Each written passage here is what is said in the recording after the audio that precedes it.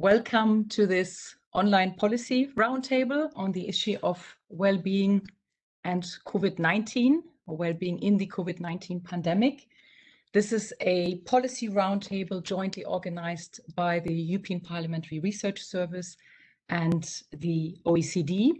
It's based on a very substantial OECD report entitled COVID-19 and Wellbeing, which examines the emerging well-being outcomes following the first 15 months of this unexpected COVID pandemic.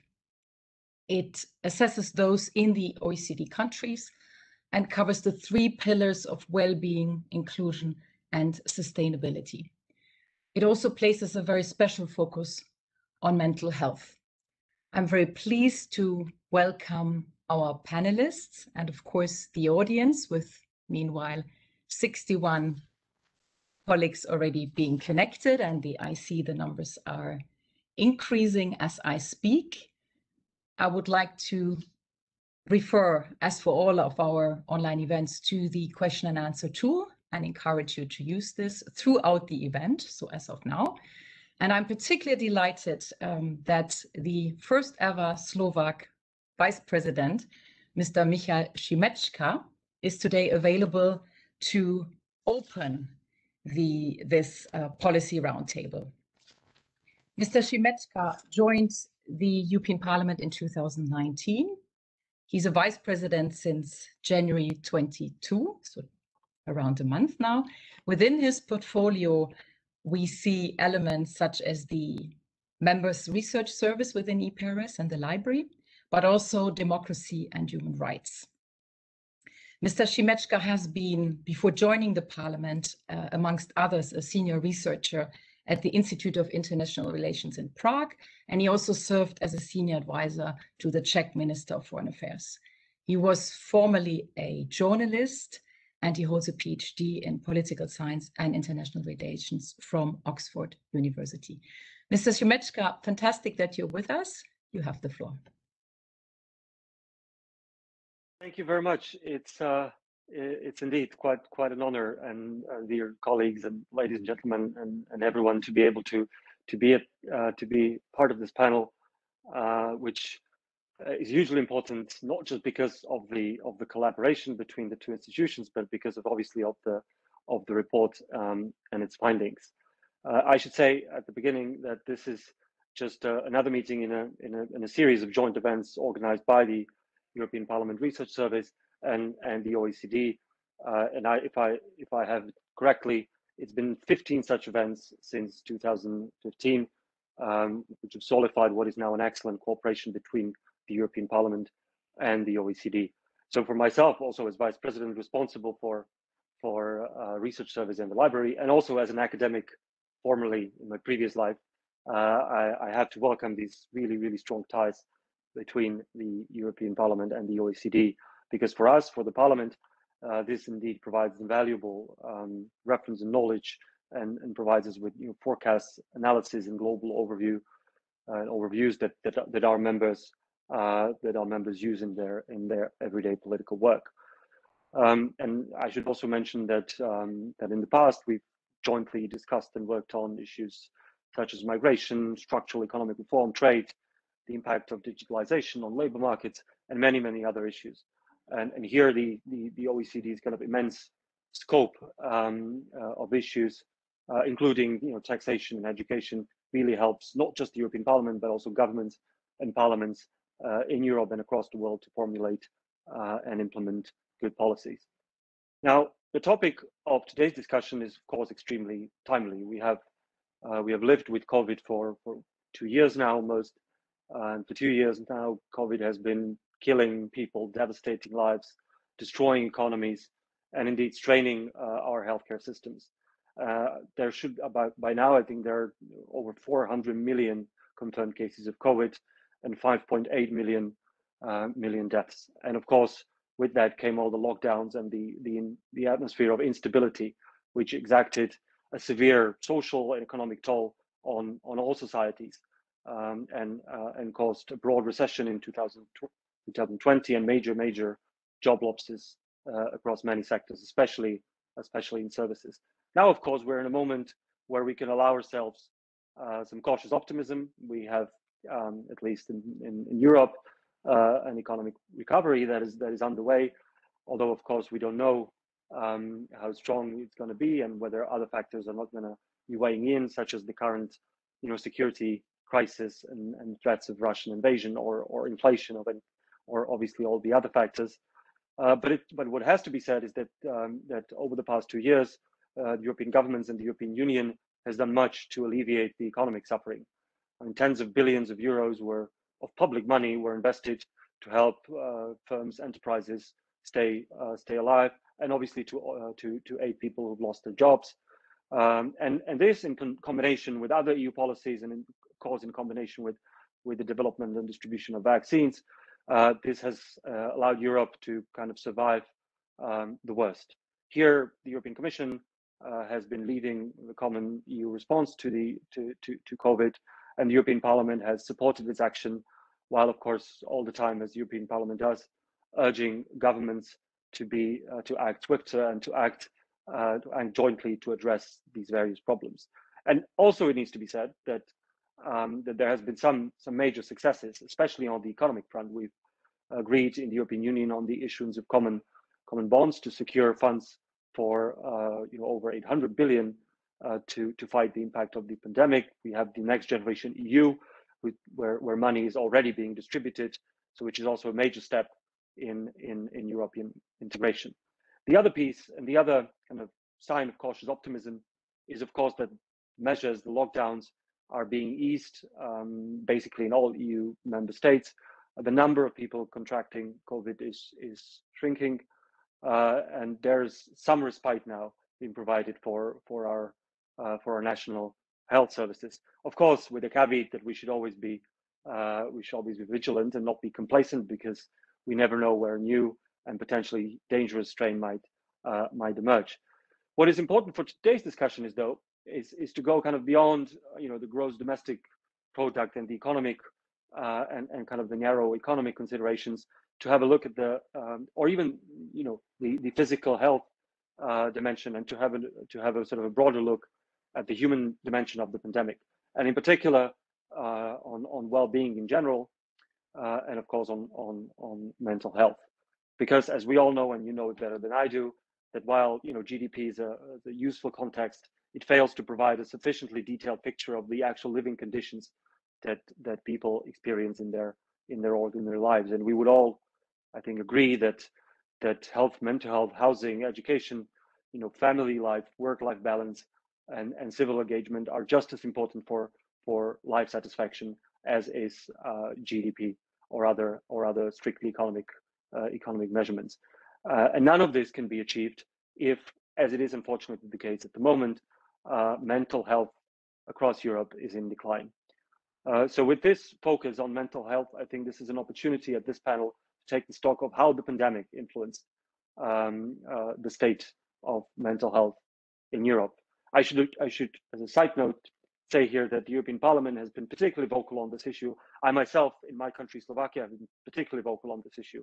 The European Parliament, in fact, in its resolution already in July 2020, recognized mental health as a fundamental human right and called already back then for long-term EU action plan on this.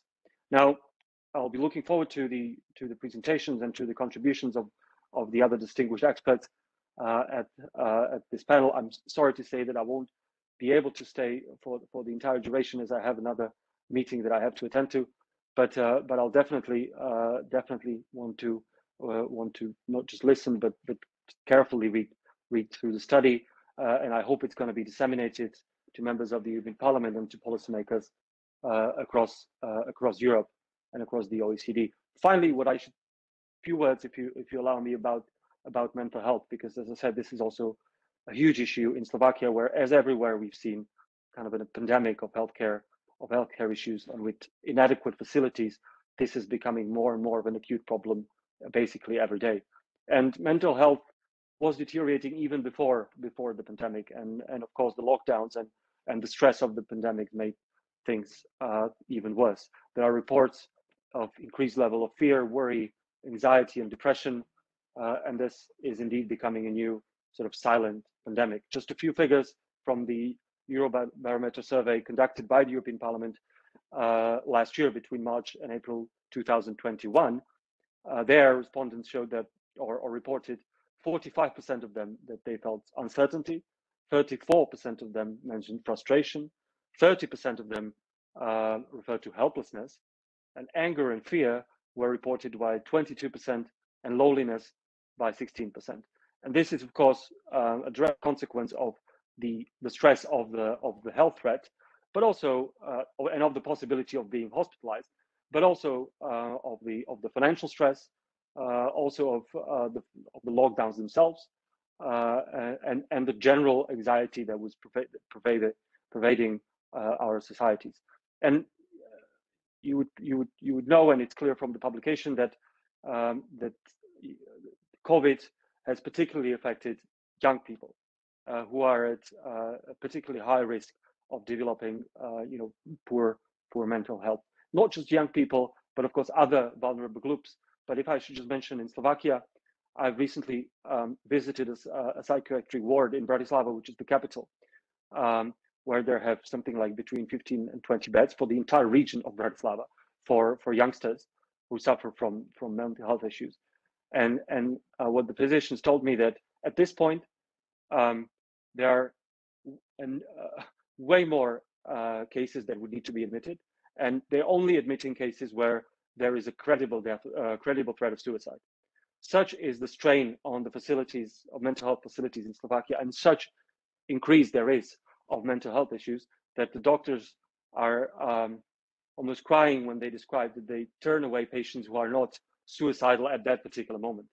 And I think this is something that has been echoed across many other countries, but I know that in Slovakia it's particularly difficult. Of course, it's not just young people who have been hit hard by COVID, and their mental conditions have been hit hard. You have all sorts of other vulnerable groups, especially minorities, especially people who are economically in a precarious situation. Here you also see from the various statistics that their life satisfaction is plummeting, their jobs security have been disrupted, they have been widely further disconnected from society. And you also see, of course, alcoholism, abuse of other psychoactive substances on the rise, especially among vulnerable groups. So, while I don't want to go into the OECD presentation, obviously that will be done by the experts. Let me just say what's the highlight for me, at least, and that is the figure that 1 in 4 people were at risk of anxiety or depression, while 1 in 3 felt left out of society. And this is just a terrifying figure, because good mental health matters for everything else that our societies do or want to achieve, or for every other economic or social activity.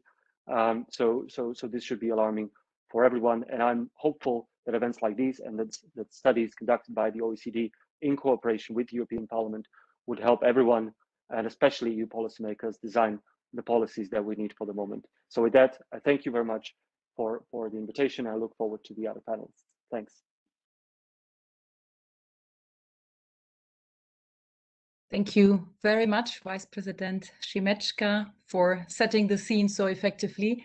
And I think notably these figures you provided the audience with towards the end of your presentation show it's time for action, and it's urgent to take action, and it underlines indeed the topical nature of today's event. So many thanks for this.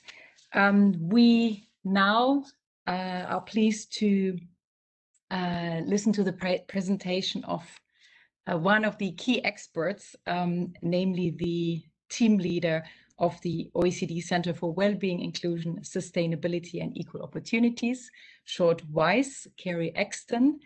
I'm delighted you are here, you connected to us. You are the overall editor of the series How's Life, and indeed the study we base today's event on is part of this series, as I understand it. You have more than a decade of experience in developing and analyzing measures of well-being. Prior to joining the OECD, you worked as a policy advisor in the UK Civil Service. And you hold a DPhil, a PhD in experimental psychology as well from Oxford University. Ms. Carrington, Ms. Exton, we're happy to listen to your presentation. Many thanks. Thank you. It's a real pleasure to be here with you today as well. As we've already heard, the COVID-19 pandemic has had a profound impact across people's daily lives. So how we live, how we work, how we connect with one another. And crucially, the pandemic's quickly snowballed from a public health crisis into an international economic and social crisis. Given this, in the report, we set out to look at how the pandemic impacted people's lives and livelihoods across a wide array of well-being outcomes. So from jobs and incomes through to social connections, health, including mental health, work-life balance, education, and more. And we did this using data collected during the first 12 to 15 months of the pandemic. The data, as far as possible, are from nationally representative surveys, but they're a combination of regular household surveys and more innovative techniques that have been developed during the pandemic. That includes short pulse surveys for households, internet-based surveys, and experimental time use surveys. So we've got a variety of different measurement techniques going on. I will just pause for a second to open up my slides. And I hope that you can all see that. Just switching to slideshow mode. Is that coming through okay, Jutta? Yeah. That's perfect, I think. Yeah. Excellent. Very well. Thank you. Thank you. So I'll just say a word or two about the OECD's well-being framework, which underpins the analysis in the report. So this framework is also what we use in our How's Life report and also a variety of other pieces of work on well-being, including our work that's forthcoming on mental health and well-being. So as you can see from this rather crowded slide, we're looking at economic, social, relational, and environmental outcomes, both today, as well as the resources that sustain those outcomes over time. So as you can see, our approach is truly multidimensional, covering a wide array of living conditions. And again, there's a strong connect here in terms of the social determinants of mental health, and I'll come back to that later on in the presentation. So it's important to say up front that our approach includes many objective measures of people's living conditions, but we also do include some data on how people themselves evaluate and experience their lives. On the top right, you can see that we've got a strong emphasis on measuring not just average levels, but also the distribution of outcomes across society. So mindful that inequalities in outcomes such as health can lead to inequalities of opportunity in other outcomes such as work and income. So underpinning current well-being outcomes are these more systemic resources for future well-being, which we group into natural, human, economic, and social capital. Moving on to the results of the report, the first thing to say is just how extensive the impacts of the pandemic have been right across people's lives. So every dimension of that well-being framework I just showed you has a story to tell.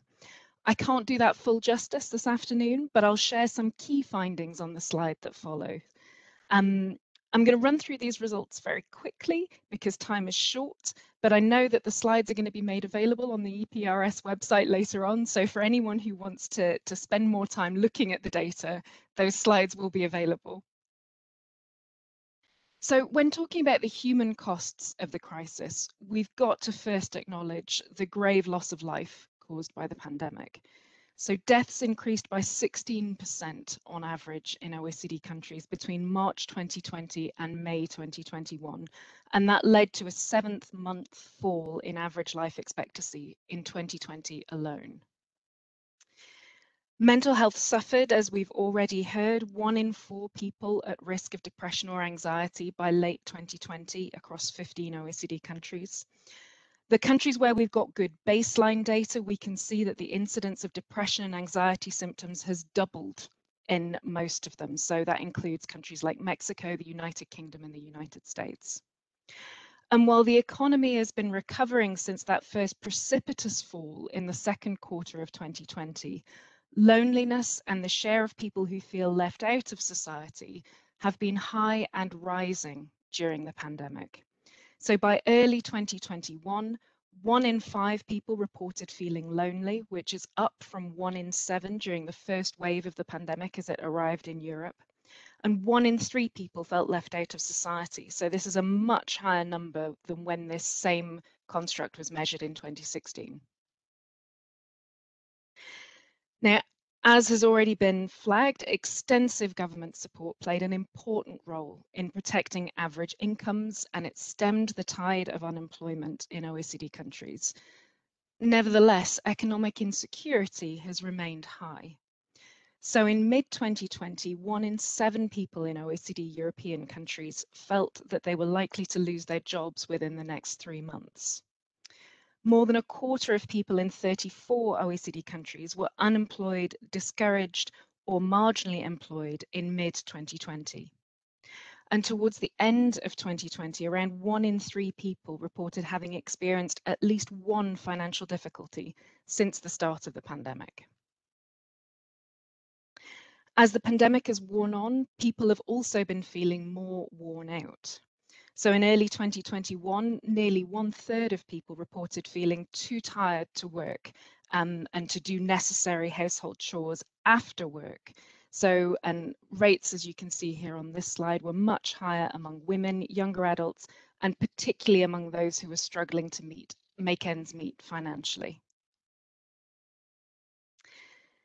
Now, consistent with the wellbeing approach, our report has a strong emphasis on inclusion and equality of opportunity, and wherever possible, we've looked at outcomes by gender, by age, by education, income, race, ethnicity, and more.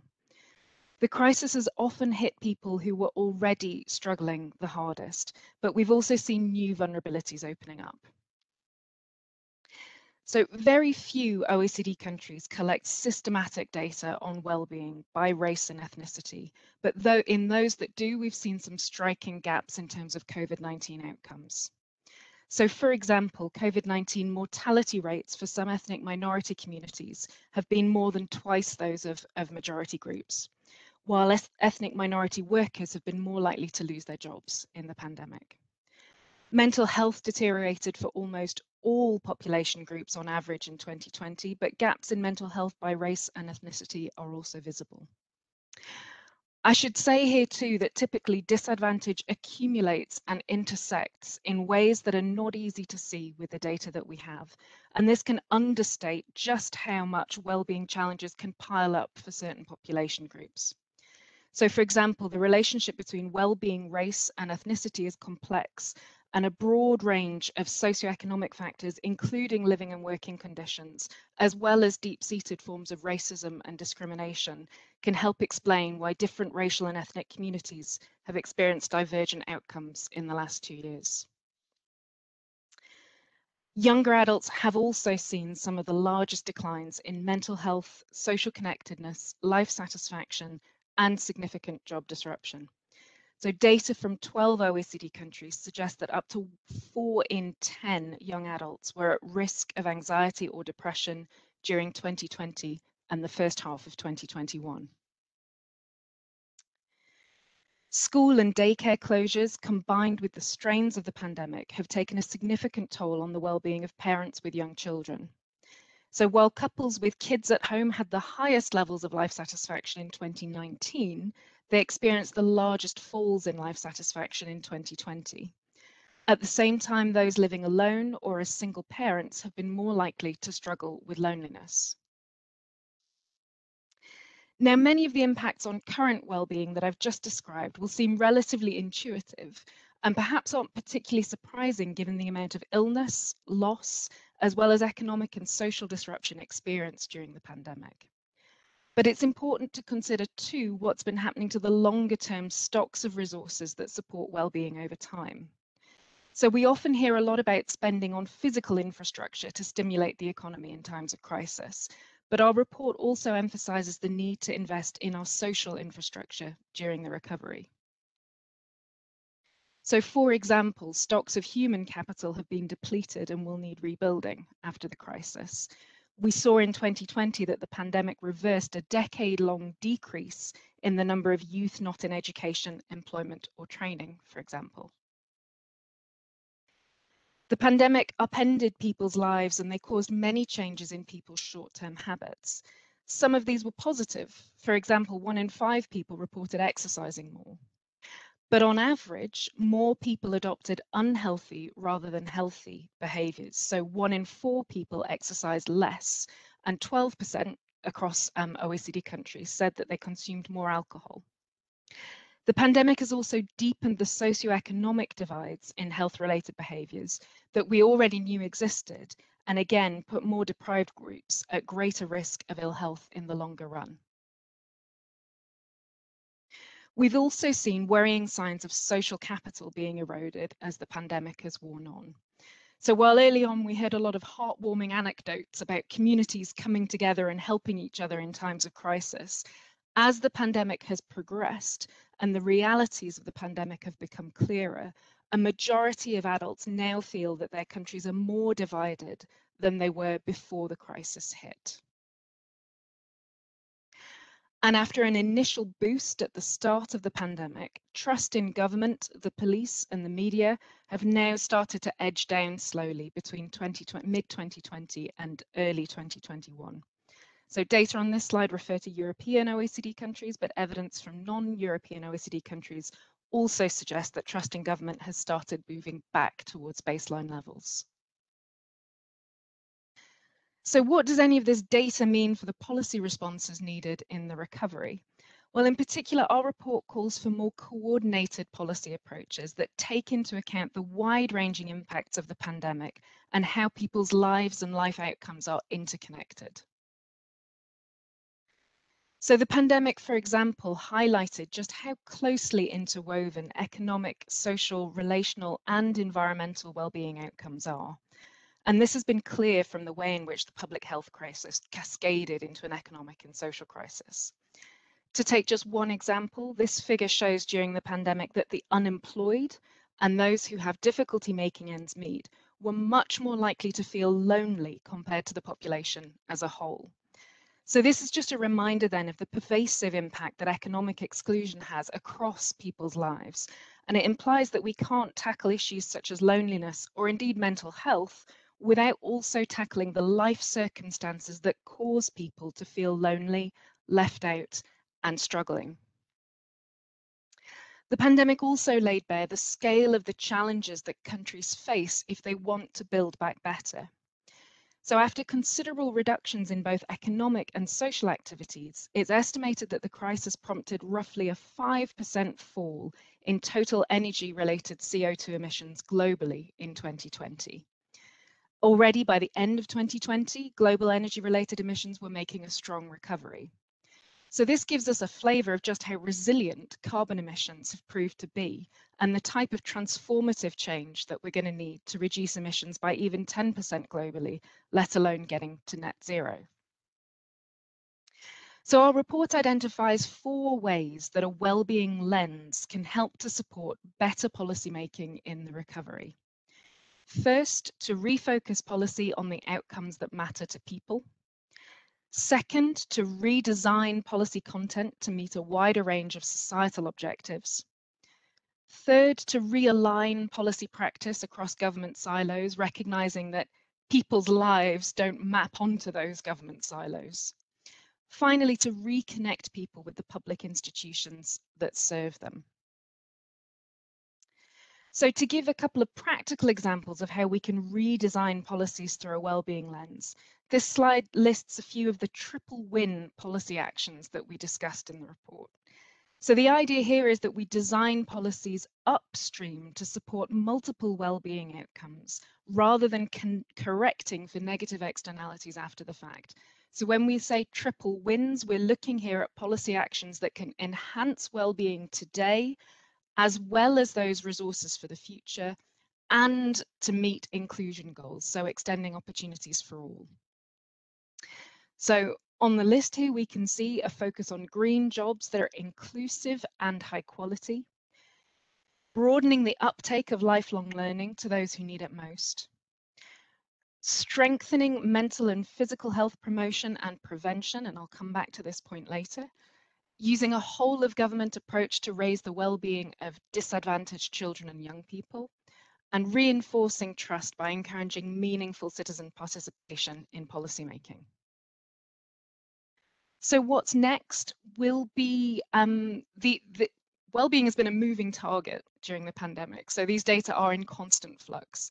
So one of our objectives will be to make sure that we continue this monitoring exercise to make sure that we're updating policymakers with the very latest information. That includes rolling updates of our well-being database, as well as annual updates of our country profiles that summarize well-being during the pandemic for every OECD country. We'll be producing another edition of the How's Life report in 2024, and we've got some really interesting work coming up on social connections from both a measurement and policy perspective, and mental health and well-being. And I was asked to just say a little bit right at the end here on our project on looking at mental health through a well-being lens. So we started this work last year with a kick-off conference in December, and the final outputs of this work will be available in early 2023. So we're just at the beginning of this process, but there are three main components to this project. The first is about measurement and the steps needed to secure better and more internationally comparable data on population-wide mental health status. So I've shown you some of the limited evidence that we have right now on mental health, but there's quite a lot of work to be done around harmonizing measures and improving the quality and availability of data on mental health. A second component is about looking at well-being risk and resilience factors for mental health. So this is using the OECD well-being framework to explore the interlinkages between mental health and people's economic, social, environmental, and relational well-being outcomes. The final part of the project is looking at integrated whole of government strategies for well-being and mental health. So what lessons can we learn from how to actually structure an approach to mental health that encompasses the concept of mental health in all policies and looks at these interlinkages across the wellbeing framework and mental health outcomes? So at its heart then, this work is about using a wellbeing lens to support mental ill health prevention, good health promotion, and also greater health equity. So I'll leave it there because I think that's my time, but there are many, many resources that you can find online. I'm happy to share my slides with anyone who emails me. You can see my address is right there, but also I think we're going to make some resources available online, and I think there's a couple of links have popped into the chat bar too. So that's it from me, and I'm really looking forward to the conversation. Thanks very much. Thank you very much, Ms. Exton, for your both succinct and very rich presentation. Your presentation can be found on the EP Think Tank page as well. And we copied in the chat the link to the, as I said, very substantial OECD report of indeed almost 400 pages. I think you showed very clearly and impressively that the crisis has affected different groups in the population very differently, something which probably doesn't surprise the audience. That also disadvantage accumulated, which may be a surprise, the mutual effects that exist there. But thirdly, we see the silver lining and the chance that now could be grabbed by policymakers. And of course, this last part is very, very precious for our policymakers, the concrete recommendations, how a redesign of policy can happen, as you say it very forcefully, through a well-being lens. I do not see any questions or comments in the Q&A tool here, which means your presentation has been crystal clear and the audience is digesting the many aspects of it. And I have the pleasure of now discussing the report and your presentation with two further experts, namely, firstly, Céline Nguyen-Huys. I hope my pronunciation is acceptable to you. Great, thank you. Céline is the Secretary General of the Belgian Federation of Social Services. She's also the co-author of the book L'aide alimentaire au cœur des inégalités. And as you can guess, she has fought for many, many years to eradicate poverty. She is currently advising the Belgian government on social perspectives of the COVID-19 crisis. I hope the Belgian government is listening. And by background, she is a social worker and sociologist with a master's degree in migration from the Paris Diderot University. Welcome and thank you for your time. And I also present our second expert of this round, or third, the way you want to count. That's Professor Miguel Oliu Barton, visiting fellow at Bruegel and associate professor of the University Paris Dauphine. You are, amongst others, an expert of the game theory. I think we need to do a separate event where you explain in more detail what exactly this entails. But you're invited today because you have particular expertise, obviously, regarding the still ongoing pandemic, and you're advising the French and Spanish governments on coronavirus-related topics, and particularly also the impact of the COVID certificate, the pass sanitaire. You have been as well a visiting professor at Yale University, and you hold a PhD from the Sorbonne University in Paris. Welcome as well to you. I would suggest that we kick off the virtual roundtable with first statements by yourselves and reactions to the presentation from Carrie Exton. Thank you.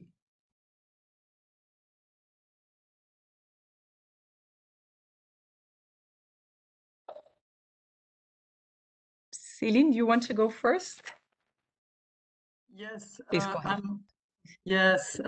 Thank you for the very interesting presentation. Hello, everyone. I can't see you because, but I'm sure you are there behind your screen, very concentrated for all these topics. Yes, I'm going to take 1 or 2 points of the report of OCDC. And the first one is that you point that crises are opportunities. They reveal what needs to be put at work, our failures, the shortcomings of our ways of operating, and the need to prepare ourselves for what will come next. I want to say that if crises do not bring the energy for action, they are lost crises.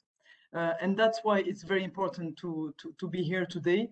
And there are lost crises because the next crisis will just look like a remake of the previous one. That's why we have to prepare ourselves to be better for the next one. It seems to us that it's no longer time for making observation. We hear a lot of very good observation before proposing concrete actions. I would like to point out an essential element concerning well-being. And this element is the well-being of some is sometimes contrary to well-being of others. And that's very important. Even with the mental health topic, I'm not going to speak about that now, but that's very important. 2 concrete examples of that. During the COVID crisis, sanitary measures have been taken to protect those whose health was most fragile. But in looking after the well-being of these people, a large part of the population was put in great difficulty. I'm thinking of people who lost their income, of single mothers who had to keep on working, leaving their children alone at home because school closed. Thinking of people being locked down in crowded apartments with little living space and so on. When we talk about well-being, we need absolutely to be specific for whom and why. That's my first example and my first point about well-being of some is sometimes contrary to well-being of others. The other example is the digitalization of public and private services, reinforced during the crisis. The digitalization was seen as a solution to ensure people would keep on accessing a whole range of services. It is indeed very useful for some, but very, very problematic for more than a third of the population. And that's an important point. I'm going to go deeper. It is problematic for 2 main reasons. 40% in Belgium, 40% of the population suffers from a digital divide, and it reached 70% among the third of the population suffering from socioeconomic insecurity. Clearly, those who most need to access these services are no longer able to do so. Second point, the social services. They are the only ones who kept physical desks open during the crisis. They were overwhelmed, and they're still, with requests for digital assistance. They become sub-administration and are diverted from their main mission to feed warm solidarity and social cohesion in the neighborhood. By opposing the well-being of some to others' ones, the health crisis has brought democracy back to the forefront. Within your report, you raise the importance of reconnect people with the public institution that serves them. It was a big point of the report. You are absolutely right. Democracy begins with the feeling of counting as a citizen of a country. When people they are not able to find what they need concerning rights as basic as healthcare, replacement income, temporary unemployment, or even a new bank card or identity card, because now we are at this point sometimes, or when all sanitary decisions are made and give you the feeling that your social situation or your situation has not been considered, you develop a sense of being despised. Democracy is a path. It starts with the feeling that government and public service count you in. In this respect, studies coverage in all, not even Europe, but also Canada, overlapping maps show a clear correlation between neighborhoods with a low socioeconomic index and a low vaccination rate. Qualitative survey reveal that when trust with the state is damaged, when you feel that the state does not give importance to your difficulties and priorities, the refusal of vaccinations sounds like backlash. I'm not interested in your priority either. And that's reality in France, in Belgium, in a lot of countries. Qualitative research go to the same conclusion. Then, with that, how to build a future that is joyful for all, respectful of everyone, with an improved access to basic rights and services. And finally, how to work on democracy now, starting with the first step, the feeling of counting as a citizen and rescaling action at the local level. I will present you two small tracks, very concrete, and these concrete propositions are useful in Belgium and I think in all the countries of Europe, because we face the same difficulties. The first one is physical desks. The first priority from which the rest will follow is to put back physical desks with human beings who welcome you and take the time. If the digitalization of a bunch of services is comfortable for part of population, as I said before, its impact on almost third, maybe a half of them is catastrophic. And do not fall into the trap of digital education, please, please, please. That's not a good solution. Why?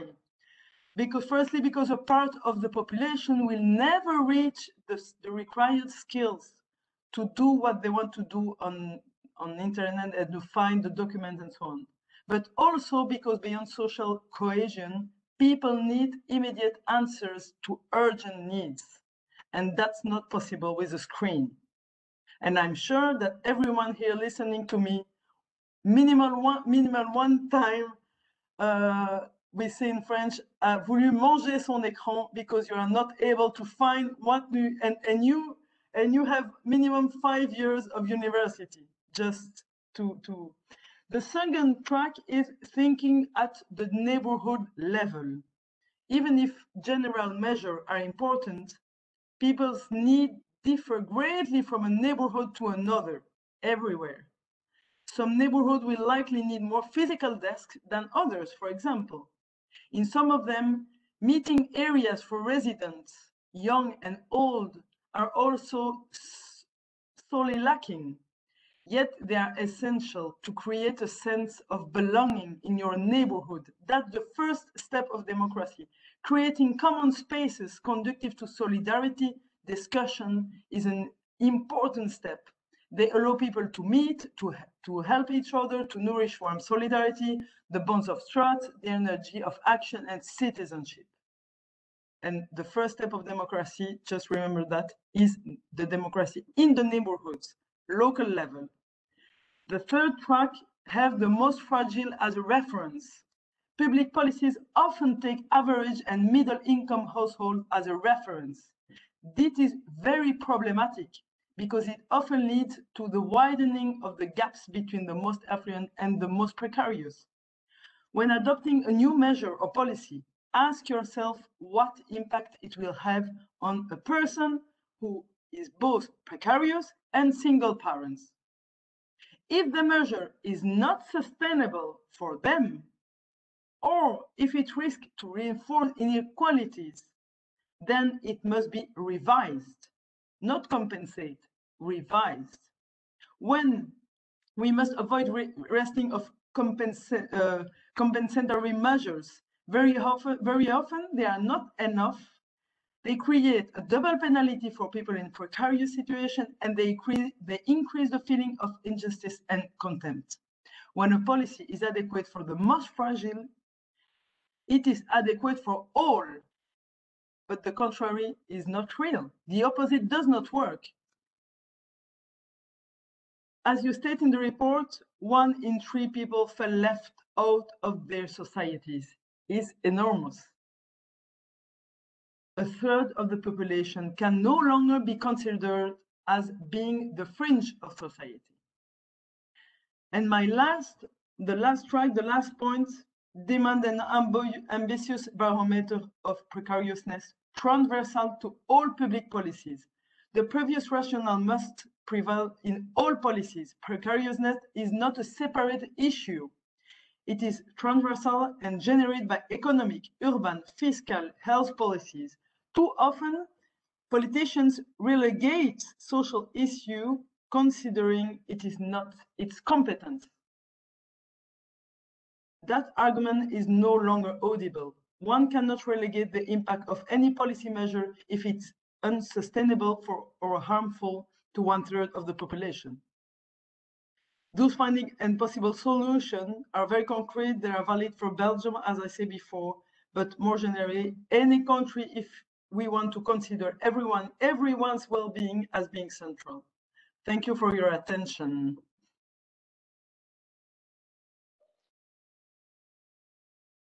Thank you very much, Ms. Nieuwenhuis, for making the point very forcefully to which degree this pandemic has been divisive and continues to be divisive, and also giving us some concrete examples, which I think resonated with the entire audience.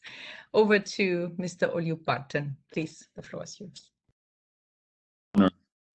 To be here and present. Thank you, Carrie, and thank you, Celine, for your insight. So I think that my approach is a bit complementary. I have been very sensitive to this triple win approach or multidimensional approach that you, Carrie, mentioned. How well-being is not only about GDP, it's not only about economics. It has to be about many other indicators. On my side, we've gathered a group of researchers of many institutions and many expertises from economics, sociology, politics, or mathematics to try to understand what's the impact of certain policies on the pandemic. We have participated actively in the proposal. Sometimes we have just evaluated how these were. So maybe Anne-Cécile, if you can share the slides, that would be very helpful. So I'm going to just talk about 3 effective but controversial policies during the pandemics, during these 2 years. Oh, the title maybe one second. So there are three. One is green zones. The other one is this elimination of the virus, trying to eliminate the virus, that it's no longer, and all these things are from the past. And the third one is COVID certificates. So I think that, yeah, first green zone, just very quickly. You remember that at the beginning, everyone was in the lockdown. And as opposed to a blanket measure, we proposed to be more targeted. So we know that lockdowns are very harmful for everything, for the economy, for well-being, for mental health. So why did we go into such a blanket measure instead of trying to, even if we used some macro approach, distinguish places where things are going a bit better, try to recover in these places first, try to compensate and provide aid, psychological and economic aid, to the places where the virus was still not under control. So that was something that we proposed for the first lockdown, while both France and Spain and then other countries such as the UK, Italy, or even Australia used this path towards ending the lockdown. And the idea here was that we cannot only think about health as health outcomes as the only indicator. We need to think also about mental health. So how harmful lockdown is, economic, how harmful lockdown is, and the rest. So this approach is already obviously abandoned. That's something from the beginning of the crisis, but it has led to policies that are adaptive, territorial, and based on common objective criteria. And that's something that is, I think it's very important, because it can be used for other things than COVID, like the climate crisis or many other things. So in this sense, I think that the crisis has brought the ability of a more flexible approach. And maybe just a big, another slide. In the European scale, we went to some kind of coordination with the European Commission adopting some kind of common approach to mobility. And the OECD also has a project on how to restore some sort of uniform criteria for mobility. But as you can see, I think not very many people know this map, and coordination has been lacking. So we have had an extreme failure of coordination within the EU, not talking about the rest of the EU. So I think that this has to be taken into account. Carrie, you say that more coordination is needed, and I totally agree. But so far we have only managed coordination for economic plans and recovery plans, but not that much, in my opinion, for politics or for health policy. Next slide. The second thing that we did that is very important is trust in governments and in science. Countries that have been able to convince the population about the benefits of reducing the incidence of COVID at the very beginning, have had less, let's say, less economic, social, and health damage than us. So you, Carrie, mentioned the losses within the 33 OECD countries, saying that we have had 16% of excess of mortality. The next slide shows how in the OECD, some countries have had a different approach and have had much less deaths, much less GDP losses, but also much less liberties infringed, as measured by the stringency of Oxford, which is an aggregate of liberties. It's a measure that combines school closures, mobility restrictions, and other restrictions. So there has been a choice that we've made in the EU, which is living with the virus. I mean, now Omicron we can't do in a different way, but it's also important to understand that some choices are triple wins. They can be health and economics. Health and the liberties need not be opposed to each other. They could be aligned. In many circumstances, having a good health, having a good mental health are a condition for having a good society and thus a good economy. And I think that was an important step. that we realized before vaccines came into play. I think that now the cost of reducing or eliminating the virus is too high. So this is maybe a historic something that we should keep for next crisis. And then the third, that's the one you mentioned, Utah. Maybe next slide. The third aspect is COVID certificates, which have been obviously very polemic. And then I will present very quickly the results, some evaluation we've made of this tool in the three main economies of the EU. So first of all, next slide. Well, it was published by the French Council of Economic Research. But sorry, next slide. So COVID certificates were introduced to provide security to events, but that was not working. And the second reason they were introduced was to incentivize vaccination. And here we quantify how putting COVID certificates, which is a measure that can be seen as a non-equalitarian, as discriminatory, as damaging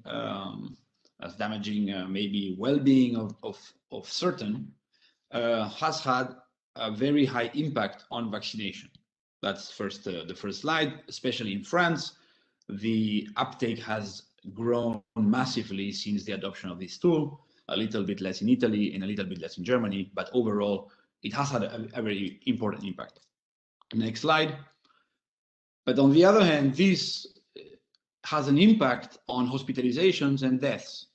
So there's a direct consequence, there's a direct impact between having more people vaccinated, especially among 60-year-old and plus, has spared hundreds of, not hundreds, but dozens of thousands of hospitalizations in these countries and thousands of deaths. And the next slide.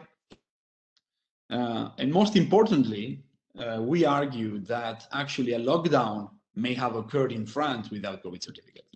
So where we criticize a tool for being restrictive of civil liberties, we have to realize what the counterfactual is. And the counterfactual with ICU saturation may have led unavoidably to some sort of closure and lockdown. So some tools allow a preemptive approach that has avoided further consequences. So I think that that's something that I wanted to brought into the discussion, and maybe just to conclude, I think that coordination is the major tool that we have in Europe, but we have to do much more to reach coordination in terms of political choices. I think that policies need to be triple win: liberties, economics, and health. I think that approaches need to be targeted so that people and places that are mostly affected or more vulnerable should be given a totally different approach. And I think that the trust in government and science should be taken care of, because that's probably the key to compliance and to well-being in our European society. So just the next thank you very much.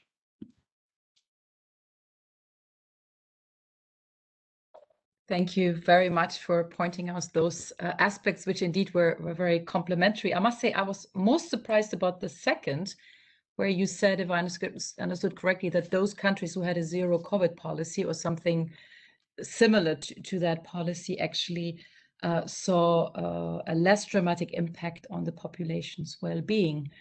One would imagine, that simply the fear of those measures and the strict approach would already have a negative impact on many people's well-being. But I personally thought this was rather surprising. Well, don't know whether you want to elaborate. we used one index, which is the stringency index. I think it's worth looking at a more deep approach on how other indicators of well-being were affected in these countries. But having less deaths, having less economic crisis, and less liberty infringements that's already something that we could, but I don't know. I mean, we all think of China, but I've spoken with many people in Australia. Sure, getting out and in of Australia has been very complicated for a long time, but living in Australia has been pretty mild during 2020 and 2021. So, I mean, yeah, especially 2020, let's say, the first year of the pandemic, which is the study was. So, yeah, having a very reduced incidence allowed for a normal life locally, with some obviously trade-off on the mobility. Yeah.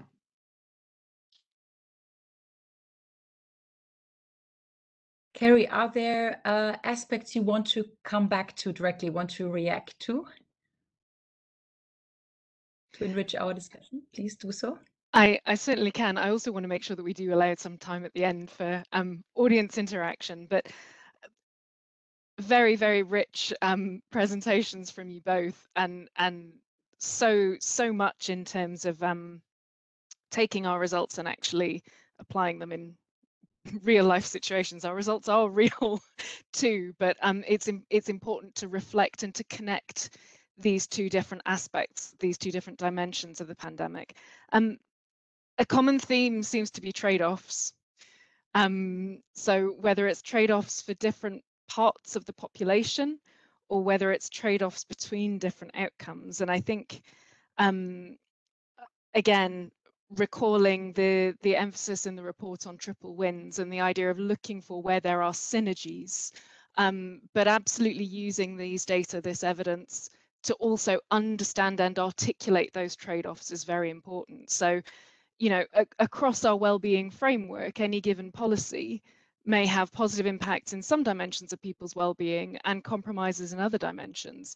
And it's really important to use these kinds of tools when you're making policy assessments to understand where those trade-offs are and to design upstream how you're going to manage. So I think, Celine, you mentioned sort of revising policy, not compensating, again, which speaks to what we've been saying about this needs to be embedded in policy design from the get-go. It's no good dealing with negative externalities after the fact, you know, 4 years after you've implemented your policy and evaluated it, you see the negative externality. No, actually trying to anticipate some of those externalities and designing them out of the process at an early stage. I think the other thing about using evidence to examine these trade-offs is to support democratic dialogue. So to have a real conversation across society about how, if we're going to achieve our objectives in one dimension of well-being, what does that mean for the other dimensions of well-being? And actually having a very open discussion about that, rather than simply doing an economic analysis and saying, well, this grows GDP and this doesn't. So I think there's a role for these evidence to enhance both the kind of nerdy aspects of policy design that happen within central governments, but also how we talk about how we design better policies with civil society, with stakeholders, with business partners, to have an open conversation, say, well, if these are the objectives we want to achieve for people, how do we get that balance? And it's very interesting when we look across our well-being framework, in every OECD country, there are strengths and weaknesses. So it is very hard to maximize right across our well-being framework. And it's important that those decisions that are made in terms of what to choose to maximize are made in a collective way. The emphasis on physical desks and physical interaction, I think the pandemic did show just how much we miss actual real life connections between us. And I think, you know, our data speak to, you know, we've had many digital solutions for loneliness, but our data speak to the fact that those can't reach everybody, and it's not the same. The idea of when you're designing a new policy, look at the specific impact on people in precarity or single parents. I think, again, the approach to policy design that we're advocating is exactly this. So take the framework, take vulnerable groups, and assess the likely impact of your policy against those. Sidebar, we've seen, for example, in the Canadian budget 2021, there is a series of assessments that each policy proposal is set against. So in the budget documentation, you can see, will this policy have a differential impact by gender, by age, by income groups, and which aspects of Canada's wellbeing framework, so they have a quality of life framework, which components of that quality of life framework will this proposal impact? So these sorts of assessments are possible. We've got a big evidence base to build. And you know, the OECD is part of trying to deliver that evidence base, but these types of assessments are possible. But it needs to be systematic, and as you say, actually across all government policies. It's no good only if the Ministry of Social Affairs does this. Actually, you need the Ministry of Economy doing this. You need the Ministry of Environment doing this. It needs to be really transversal. And this is, again, a kind of key pillar, if you like, of a wellbeing approach to policy, is this very, very transversal approach. Michael, on governments learning and adapting and basing policy on objective criteria, I agree that we've seen some real innovations in how to design and deliver policy very, very quickly during the pandemic. And I think there is always a speed quality trade-off. But it has been very interesting to see these targeted approaches emerging. And I would just emphasize here, to do that, you need data, and you need really timely data. And I think we've seen a revolution in the understanding of just how timely you need your data if you're going to influence policy. And one of the things we've been battling with for a long time with our wellbeing work is that wellbeing indicators are often collected once every 2 to 3 years, maybe even once every 5 years if you're using the census to do it. And what is very, very clear from our experience of the pandemic, and indeed from what national statistical offices have been doing during the pandemic, there is an understanding that if you want to shape policy today, you need data now. And I really hope that some of the learning that we've done in terms of both evidence-based policy, but also in terms of actually the data that you need to feed that creature, I think there's a lot of learning that I hope we don't lose. I hope when we leave crisis phase, we don't lose some of that learning. Again, I think I've already touched on this issue of triple wins and trade-offs, but I think it is very clear that it's not always helpful to think in terms of trade-offs. And what we've seen very often is that those countries that have minimized the impact on health and the number of lives lost have also minimized the economic damage and some of the social damage. I think there are very, very unique circumstances that enable a country to follow something like an elimination policy. So if we take New Zealand, obviously a well-known international well-being pioneer, I'm going to misquote the government here, but I think they said something like, promoting health is the best economic policy we have. So it was very clear for them that by putting health first, they would protect the economy. But I would say you've really got to look at the very specific set of circumstances that a country is faced with. And when you've got a very open economy and a very open system, how easy is it? Again, I think I will leave the analysis of the COVID measures to the experts, because this is not something we did in our report in terms of correlating these things. I would say there is variance across countries that you can exploit for that kind of analysis. You very clearly see it in the data that I showed, the variations. But again, I think what I would say is that these things all move together. So the most basic sets of analyses that you can do, you can see that the countries that have had the largest health impact have had the largest economic and social impacts as well. So I'll leave it there, because I think we need to open the floor to more questions. But thank you so much, and very, very interesting reactions. Really appreciate it. Thank you very much for underlining additional challenges ahead, clearly here. I'm observing the question and answer space here. Obviously, I have a question that reached me bilaterally, namely on potential differences that have been observed between urban and rural areas. I don't know whether you pointed this out. I missed it in that case. And I personally would be interested what are the findings concerning what are the reasons behind the finding that women have been on average more affected by the COVID-19 crisis I remember studies which say that in general, women tend to be more resilient, not least because on average, more developed social skills. That's what one reads in other scenarios. But why do you think in this, is it because they're more vulnerable? Yeah, maybe if you could elaborate upon those two issues. And please, Miguel and Celine, just come in with additional remarks. Thank you. So I must confess, our report does not address urban-rural divides.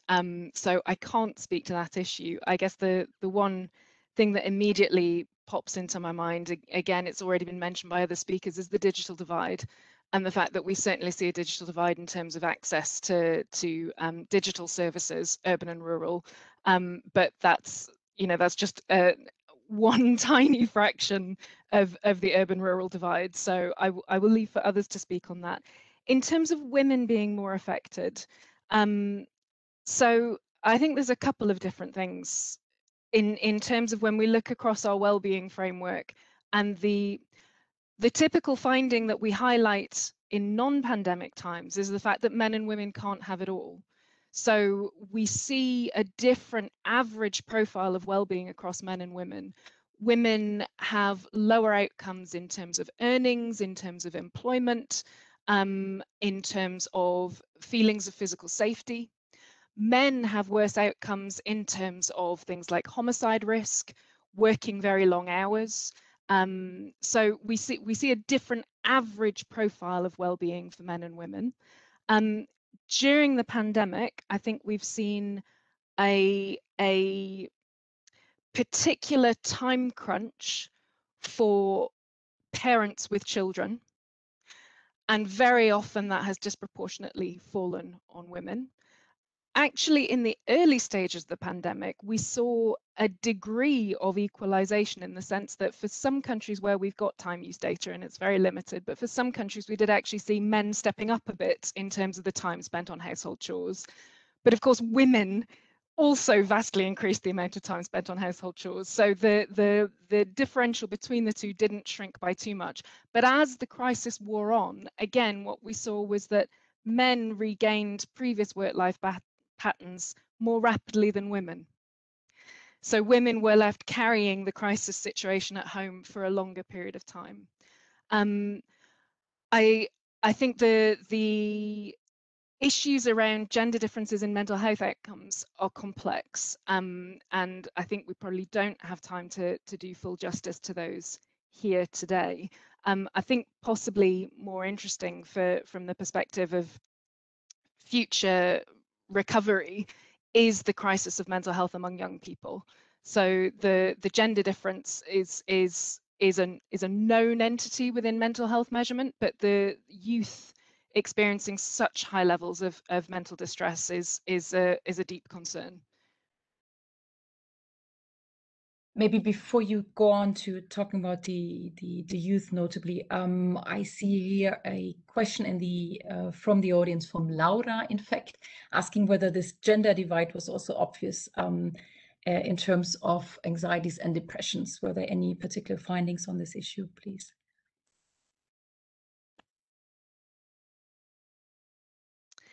So I will have to go back to my data. Classically, we do see a difference between men and women on anxiety and depression measures, with women experiencing slightly more anxiety and depression than men. I think that pattern was consistent during the crisis. I don't know that gender gaps increased, and I'd have to go back to the data to speak to that.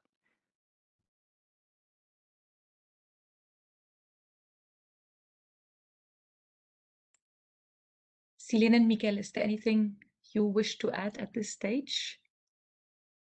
If that seems not to be the case, in this case, I'd like to invite the head of our medical preparedness unit, Dr. Petra Klaas, who agreed to join us today as well, and to give a little bit an insight of the findings inside the European Parliament. So how EP staff members coped with the crisis and what their degree of well-being is. Thank you, Petra. Please. Thank you very much, Jutta, and thank you for the invitation. And I must say, I'm really happy to hear the experts here and talk about this very important topic. Let me start out by saying that I cannot, because there has not been, cannot report on any active numbers on a well-being survey in Parliament, because it has, in that sense, not taken place. I'd like to say something else. The European Parliament has medical services, and from these medical services have grown through the pandemic, as asked by our hierarchy, the creation of a medical preparedness and crisis management unit, which I now chair. But throughout the pandemic, I've been working in the medical service in Brussels, and most of what I can share with you now is actually based on that work. I've been listening very carefully, and I'd like to say that the different elements that you were talking about in the entire society were, of course, also taken into account in Parliament.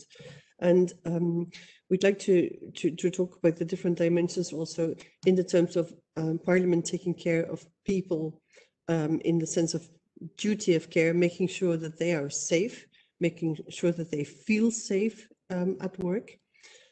Very much working on the development, rapid development of hybrid work when that was necessary and needed. Of course, as Parliament, also building the business continuity, because we realized very early on in the pandemic that the Parliament is not just a firm, it's not just an organization with an own interest in its work, but a very important partner in the overall approach to the pandemic and the economic and social aspects of it. And it almost to my surprise, but I was very happy to see this from the beginning. Top hierarchy in Parliament has given a very important emphasis on the social role of Parliament and social responsibility and solidarity. And the experts on the board here may not know this, but Parliament in Brussels, for instance, right from the start, opened up one of their buildings to harbor people in precarious situations, not in the sense of only distributing meals, which was also one of the emergency factors that were done, but also harboring, I believe it was women who were otherwise living in the streets. So that was certainly done whilst other measures were taken. Now, on staff's health and MEP's health, Parliament has made it into a priority to make the workplace safe as it was possibly at that time.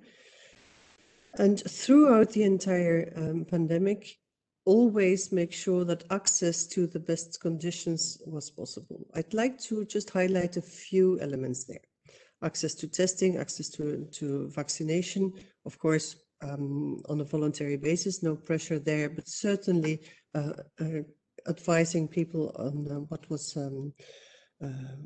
best medical practice and making it accessible, always following the ECDC and also WHO guidelines on that, of course. But also from the very beginning, with an access on mental health and well-being. And what was specific to our population in Parliament is that, of course, we're not talking about precarious contracts. We're not talking about financial struggles whatsoever. We're talking about a very advantaged situation, of course, but with a dimension which could still be interesting. You were talking about situations where an almost zero COVID policy led to a better outcome. In Europe, that was not the overall policy. I do think this has to do with the fact that Europe is absolutely not an island, which most of these countries which were able to do so, apart from China, actually are. Peninsulas or islands. Restricting movement has led for the Parliament's population a lot to loneliness. And although we do not have numbers, I would bet a lot higher than the numbers we have heard there, because this is an expatriate population who, if you cut them off from their family and friends and their entire network in their home countries, we have indeed seen a lot of loneliness. Parliament has, from the beginning, established a roadmap with a multidimensional and multi-layered approach with an access on the professionals such as doctors, nurses, social workers, and psychologists, but also on bringing aid, but also a listening ear a lot closer to people. And maybe that is an aspect which could also be useful in other settings. I hear Celine Nieuwenhuis say that it is important to have physical desks and not only IT solutions, and I fully agree with this. Maybe having this in a hybrid approach could help more people. What we have seen is that some people who were dearly in need of help did not dare to come for physical help, even if there was a physical desk where they could go to. For them, having this online solution gave them an opportunity to get access to help, whereas otherwise they would not have had this. Allow me the parenthesis, in oncology, that has been seen very clearly. Even though certain clinical activities were again opened after a few weeks, let's say, for oncology patients, some of them did not dare go to hospital because of the infectious risk. So I don't think it's black and white. I don't think we have to aim at having full physical desks, but really taking the learning path of the hybrid working place also to a hybrid care. Because and then of course always centralize this around the client. It's the person who will dictate what type of care they can access easiest. But as I said, in this multidisciplinary approach and multi-layered approach in mental health and well-being in Parliament, there were also layers. And I don't know if you're acquainted with mental health first aid. That is a scenario-based approach in which lay people can learn in a 2-day course, can learn in a very ABC-like approach how they can help somebody else without themselves being a psychologist or a social worker or another type of official caregiver. And it is very much like the ABC in physical reanimation, in first aid. It does not pretend to make a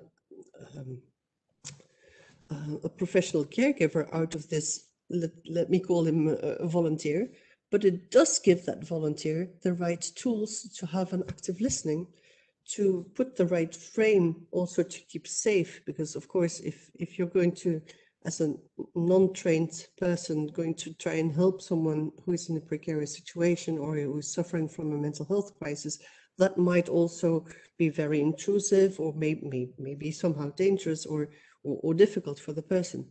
So this mental health first aid approach teaches the person what they can do, how they can do it. And what we see is that they are very much more willing to help and willing to listen, rather than to only medicalize issues.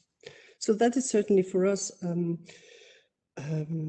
take-home message from the pandemic. The mental health first aid was something we had put in place prior to the pandemic, but we built on this during the pandemic. I think they're around 350, I think they are now, in-house people having been trained in MHFA in order for them to be able to look out for each other, be there for one another, demedicalize things, and also help people get access to the right type of help if there is an issue ongoing. So that is certainly something that I found very helpful, and that we have had a lot of echoes from people who through this mental health first aid, have been able to find the help that they needed. We were talking about social responsibility and solidarity. I think that's a very nice example of how the energy of people, somebody said a crisis generates energy, you need to somehow also canalize this. That has been a positive outcome there. And then when I hear you say data-driven policies, in-house, there have not been other services that I'm aware of, other than how people find the way of work. I mean, for instance, the surveys on hybrid working and teleworking, that has certainly taken place, but it's not a parliament-wide survey on well-being as such, nor on psychosocial risk factors, which would certainly be very interesting. What we have seen, of course, in the beginning, a lot of grief, not only about people dying, but also about loss of their normal lives and habits, certainly that. Loneliness, as I said, we've had a lot of people suffering from anxiety and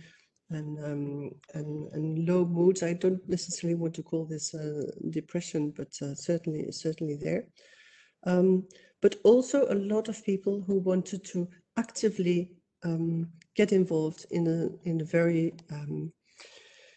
very positive way and showing a lot of solidarity. For instance, the internal vaccination campaign set up hand in hand, of course, with the public services, but done entirely in Parliament in Brussels, was done with, I don't even know how many, but an enormous list of volunteers who did this and who brought a lot of positive energy in there. And also by doing so, this was done by them and for them. And that has been very positive. So engaging people has not only been helpful for the vaccination campaign, but certainly also for their own well-being, being active against this. Sorry, I hate to interrupt you. I'm just looking at the time and we just have a couple of minutes left. Sorry, please finish your comments. One more thing that I'd like to say is I'm happy to see that with all the data generated in the current crisis, in Parliament, outside, everywhere, this will help data-driven policies and science-driven policies, and not only to get through this crisis and through its aftermath, but I hope also to have a better resilience and be prepared for the next crisis. That's what I wanted to add there. Thank you, Jutta. Thank you for this very rich feedback, indeed, what we all experienced here the last 2 years inside of the European Parliament. And I would very much agree with everything you said, yeah. I have one comment I'd like to share with you from the audience, which is the proposal to make increased use of hotlines for those people who don't feel at ease to use online help or don't dare to come to physical desks. I suppose this is already used, but maybe there's still there are still further possibilities to extend those. Certainly a very good idea. And to finish off, I'd like to put a general question to everyone.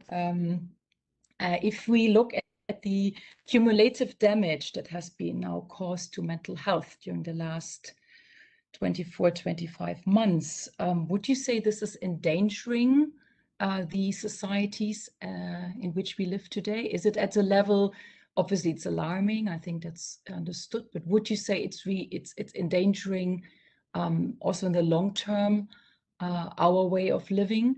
And if so, what would be the one policy action you would prioritize if you would have to name one? Thank you. Maybe Celine first.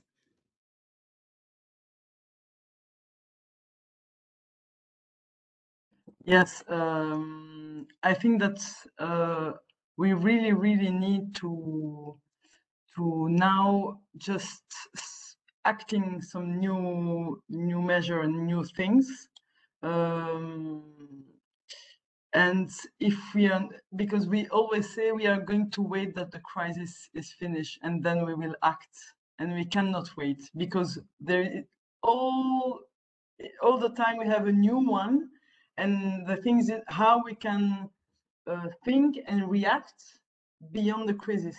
When we are inside the crisis, we have to react and be more active, and not waiting to be sure that what we will put in action will be the best and the final solution, is my only point. I thank you very much. I have another meeting at 3, then I will let you hear. Thank you very much. Thanks for having shared your expertise with us. Thank you very much. Miguel, do you have a quick comment? It's a very good question, Jutta. If I had one policy that I thought it could be really helpful, I would definitely share with you. I think that what Carrie was mentioning about this data-driven policy has potentially led to a better tools for policy, but we need to use it. So for that, it's important. Sometimes during the pandemic, some decisions were done at a national level and not European level, because the data came much quicker at the national level than at the European level. So we could not wait for having the right data. So let's just do it for our country. So hopefully, if this data, for example, even for well-being criteria, we can agree on countries having to report timely and commonly, then we could take decisions much faster. That would be something that I think could be beneficial for our European ecosystem. Yeah, that's a very scientific view, and indeed, I think everyone shares it. So better preparedness through serious data, and hopefully, therefore, higher resilience. Carrie, do you have a final thought to share with us? Sure, I think I might flip the question. So rather than is mental health endangering society, I think we have to ask is the way in which society is evolving endangering mental health? And I think it's important to consider the lag effects in terms of social outcomes. So when we see the economy shifting, there's often a time delay before we see the true impact on social outcomes. And I'm very mindful of high levels of economic insecurity, the cost of living crisis that is arriving for several European countries, issues in terms of job security, income security, housing security. I showed some data showing growing loneliness and feelings of being left out as the pandemic progressed. So even when economies were starting to recover, and it's been a bit of a stop-start, but even as economies were starting to recover, we were seeing growing feelings of loneliness and feeling left out. So I think if we are going to avert a long-term mental health crisis, we have to go upstream. We have to go upstream to those social drivers of mental health outcomes, because the mental health outcomes we're seeing are a product of the widespread impacts of the pandemic. You know, mental health is associated with all well-being outcomes. It's one of the most transversal aspects of people's well-being in terms of its relationships to the other components of well-being. In terms of one policy, I'm going to cheat here, because my one policy would be mental health in all policies, and I'll leave it there. Thank you. Yeah, indeed, a mainstreaming of mental health policy. Indeed, that sounds like a very appropriate answer. Many, many thanks to everyone. Sorry for running over very slightly. I'm very happy to see a very large interest. We had at a certain moment over 100 people connected. So thank you both to our experts today and the entire audience. And I hope you reconnect soon to one of EPRS events. All the best to you, and stay safe. Thank you, everyone. Thanks very much for hosting. Bye-bye. Thank you. Bye.